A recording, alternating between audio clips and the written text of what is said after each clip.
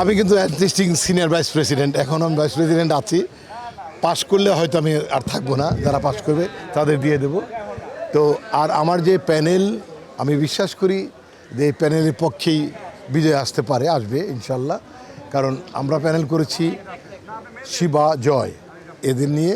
এখানে আমার সাথে রোজিনা আপু আছেন এবং ভালো ভালো স্টার আছে, জয় চৌধুরী আছে সেক্রেটারিতে, তারপরে হলো আপনার শুভ্র দা আছেন, সোনি আছে, পলি আছে, ববি আছে, তো শিরিন শিলা আছে, আরজু আছে, তারপর আছে হলো আপনার মোট কথা প্রচুর জাদু আজাদ আছে, আমাদের ফরহাদ ভাই আছে, জলি আছে, জেসমিন আছে, মানে হিউজ আছে যাদের আপনারা চিনবেন, চেনা মুখগুলো আছে এই প্যানেলের মধ্যে।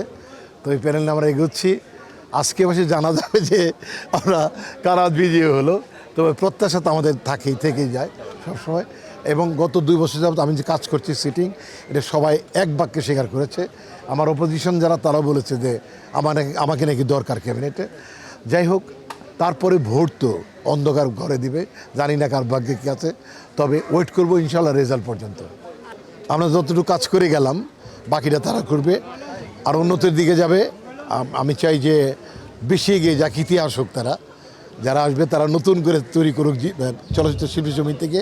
দেশের মানুষ দেখুক যে আমরা পরিবর্তন করতে পারি।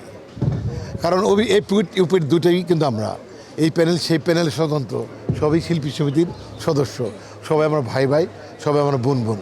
অতএব আমাদের মধ্যে কোনো নাই, ডিভাইডেড নাই, কোনো শত্রুতা নেই, বাধাবাধি নেই।